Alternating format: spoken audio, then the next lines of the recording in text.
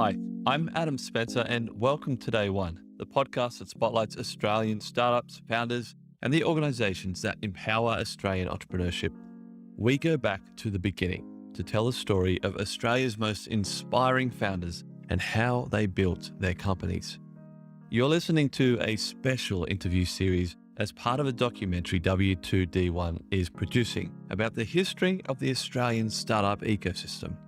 On the episode today, we have... Hi, I'm Joshua Flannery. Call me Josh. I'm the founder of a company called Innovation Dojo, and I focus on all things innovation going across borders.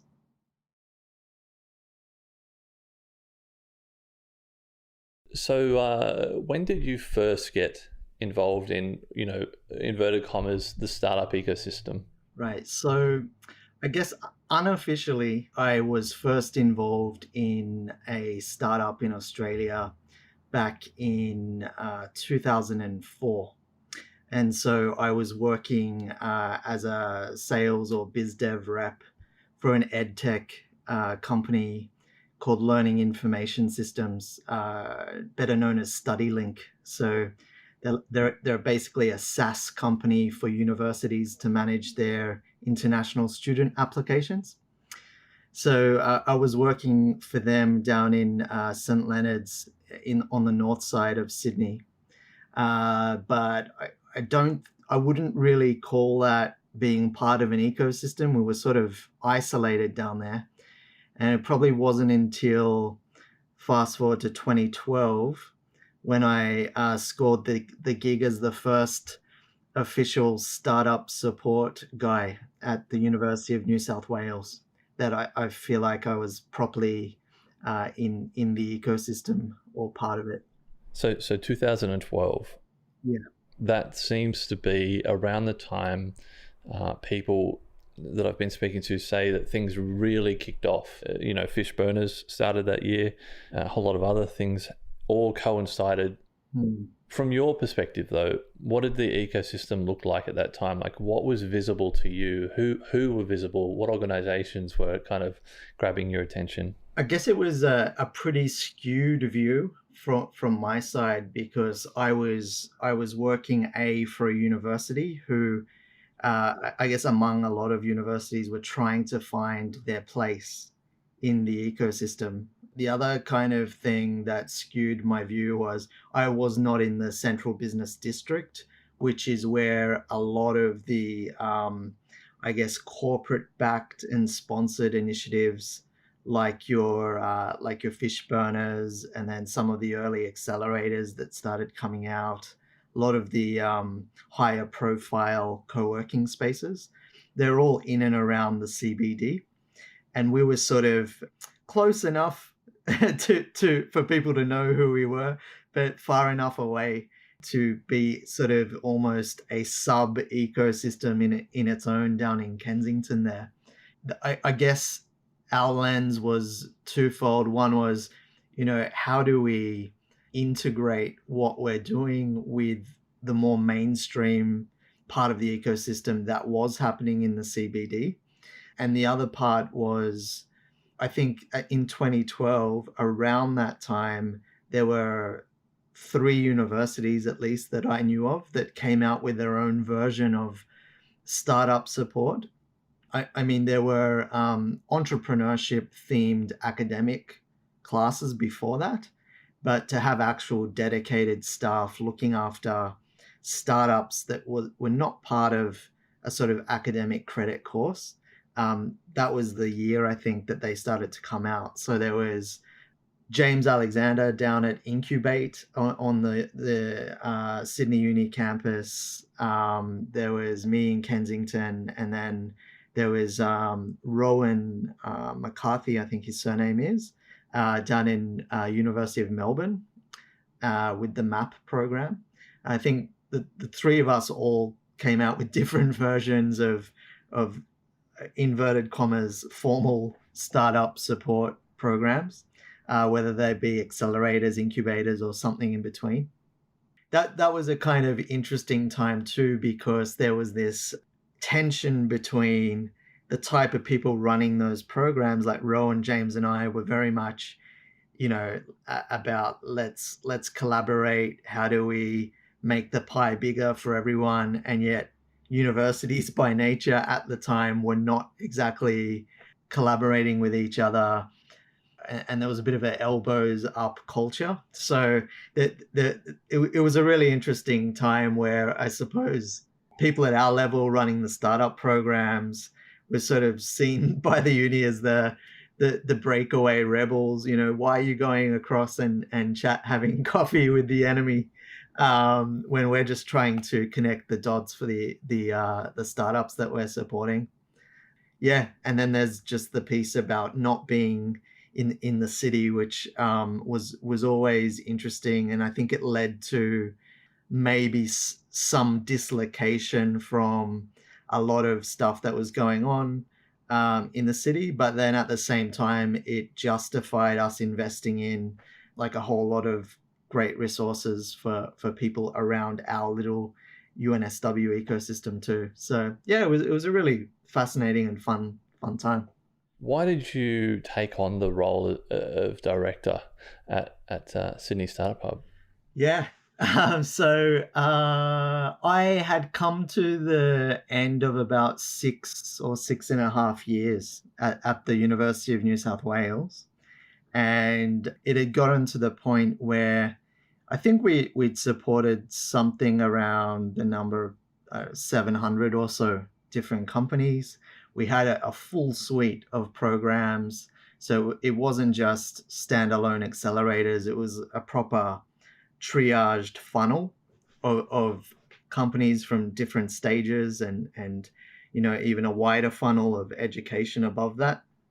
So I felt like I had sort of graduated from university work in that sense. Sorry, that was a bad pun. Um, and I wanted to sort of do something with a wider impact than that sort of microcosm there. Even though it was huge, it was still limited in the impact that you could have on Sydney or New South Wales more broadly. And some of the best or the most enjoyable stuff that I did with Uni of New South Wales was when we did go and collaborate with other accelerators, or we brought angel groups, or even other university players to us, or we went to them. And I felt like I wanted to do a lot more of that kind of breaking down barriers and trying to accelerate connectivity on a bigger scale. And that Sydney Startup Hub at the time was sort of screaming, well, that's the role of a hub like that. And so yeah, I was really stoked to have landed that role. And we did some interesting things. So we actually brought in a virtual internship program that placed students of that were part of the Sydney School of Entrepreneurship, and they were actually sourced from all universities and TAFEs in New South Wales, to come through this simulation of working for a startup. And so we picked startups out of Sydney Startup Hub, real ones, and set up real startup like work tasks. And I think while I was there was about 1,500 internships that happened via that program. And that kind of stuff was, to me, what was missing. So sort of tying, for example, the talent pool to the big hubs of the startups. There were a lot of individual programs, but nothing really formal that overlaid the sort of state ecosystem. So that kind of thing was what I was motivated to do while I was there. Can you, I don't know if you can, but can you speak to a bit about the history of how this Sydney Startup Hub came to be? And if not, just maybe why you think it was such an important, why was it so important for the Sydney ecosystem to have that physical place? Yeah. Yeah, look, so I think this is a question that sort of has many fathers. The initiative itself has many fathers, and so My really oversimplified version of how it came to be was, number one, Sydney rent, space for co-working spaces, and anywhere that a startup would have to pay for anywhere close to the CBD was just ridiculously expensive, and getting worse and worse. And so representatives from some of the key players, like your Stone and Chalks and your Fish Burners, they basically got together and lobbied the government, basically articulating that, look, if the government's serious about growing the economy and really believes what they're printing about tech and high tech companies being the future of the economy, then you've got to help us out here, because it's just not a feasible model for a startup to pay this kind of rent, if we really want to have that densities that's required for an ecosystem to work properly. And so I think that was the seed. And then there was a lot that happened on the government side. Long story short, they landed on this amazingly conveniently situated building, beautiful spot, lots of hidden challenges under the bonnet. I probably shouldn't get into too much of that, but let's just say real estate can be real estate ownership can be complicated, and that led to I think also a lot of restrictions to do with the hub, in terms of the hours it operates, some of the things it can and can't do, which seem like no brainers from the outside. But if you're sort of on the other side and seeing the actual real estate contracts and things like that, it's a bit easier to understand that it's actually not necessarily someone in government with their arms crossed saying computer says no. It's actually like that. It's a bit more complicated, and you know it does bear to question, was that the best location because of those restrictions? But it's hard to say. Who would know? I mean, for me, the fact that it was right above Wynyard Station and they managed to get those already popular co-working spaces to move in there, they basically growth hacked having a population of startups in one building with multiple brands of co-working space and accelerators. And I think that was always going to be the biggest risk, that it was empty. And so they at least tick that box. And then there was a lot of other problems that I think people are talking about now. But yeah, I mean, I think overall it was still the right thing to do. And then retrospect is always good to nitpick on what could be improved. It seems to me that most of your career you've been jumping between Australia and Japan. Yeah. Can you, and just drawing on that, unique perspective, what do you think we're doing really well in our ecosystem here in Australia? Yeah. So I think we are doing the talent side very well. We're normalizing the idea of an entrepreneurial career path pretty well. It's not sort of seen as dodgy as it once was if you're working in a startup now. And so I think there's a lot of talented people that, maybe 5-10 years ago would never have thought it, a legit career option to go and work for a little startup that was unproven. And I think we have done a good job at changing that positioning and sort of combining that with the whole future of work rhetoric, and people working portfolio jobs, portfolio careers, and more often than not, one of those jobs that they're working is to do with startups now. So I think the kind of human resource piece of the ecosystem in Australia probably punches above its weight given the relatively small population we have. Yeah, that I think is our strongest piece. And on the flip side of that, Yeah. like what are the gaps that you observe just generally, and B, what can we learn from the Japanese ecosystem? Yeah. So ironically, what Australia's good at, Japan isn't very good at yet. Going into startups as a career is still outrageous to some. I think it's to do with risk mitigation led thinking that's sort of embedded in the Japanese culture. It's a much smaller segment of people that are comfortable working in startups, but what they do have that knocks us out of the water is massive, massive corporate participation in the startup ecosystem in many different ways. Billions and billions going in from corporates into the innovation ecosystem, whether that be via corporate venture capital funds or mergers and acquisitions.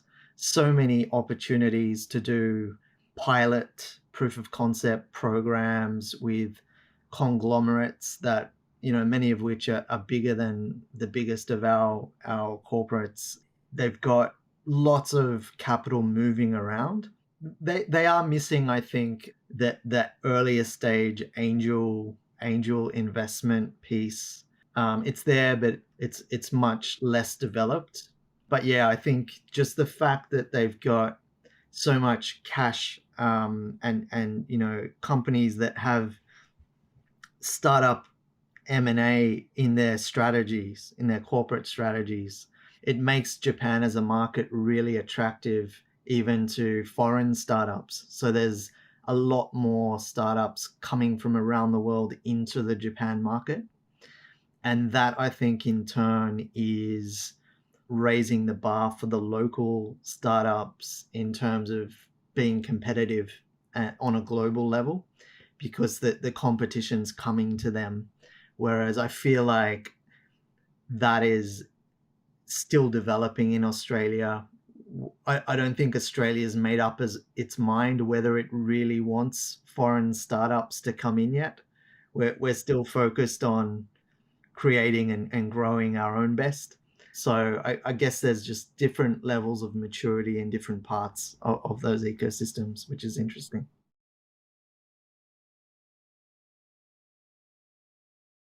I want to ask you the advice question. What one piece of advice would you give a brand new founder that came to you that would help them not fail?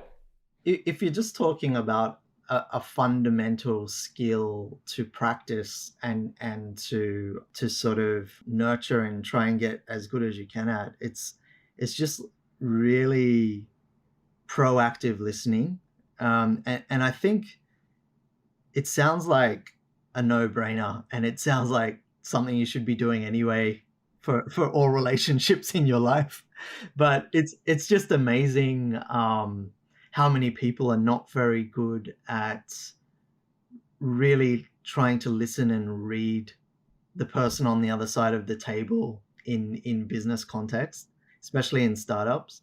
And because we focus a lot on perfecting our pitch and our elevator pitch and our VC pitch, and articulating our business model canvas and all that stuff. Sometimes what happens is people just that they start to confuse listening with waiting for the other person to stop talking so they can speak. And it's just, I mean, it's really, it sounds like something you would tell a child, but it really is a skill, like to I think listen properly and digest and don't rush to jump on what you want to say. So I think if it was a first time founder, I think if you're good at that, you're already ahead of a lot of your competition. Just to wrap up the interview today, the last question isn't really a question. It's an opportunity, I guess. This ecosystem series that we're trying to put together here, I want everyone from all corners of the ecosystem to hear it. Policymakers, academics, founders, investors, and just keeping that in mind, that those are the people that we want to hear this story. What would you want to tell them? What's top of mind? What's the conversation you think that we need to be having, maybe that we aren't? Yeah. So I think the big thing for me is global perspective. in everything we do. So, I mean, for years and years, there's been a lot of rhetoric and even programs and grants from governments, universities, private sector around startups thinking globally and thinking about global opportunities while they're acting locally. But I don't think that there are enough role models, or at least those role models and case studies of how people have done that and what it actually means have been shared with the ecosystem. And so what we end up doing is creating brilliant little solutions to very local problems, whereas we are a relatively small country in terms of population. And because we're also a relatively rich country, we can be distracted by early traction of revenue without really digging into, how global is this problem that I'm solving. And if I want to make the next Atlassian or the next, Canva, do people outside of my little ecosystem and my country have the same issue? So I just hope that there are ways that we can help the next generations of founders to get out of Australia during the process of testing their ideas and validating their MVPs, because I think it's time now that we start as the norm, creating like true global startups, looking at global customers, in a systematic way.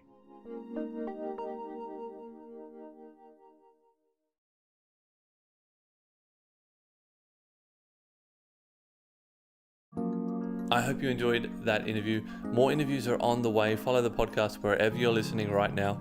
Stay tuned for more interviews with many, many more amazing people from the Australian startup ecosystem. Thanks for listening and see you next time.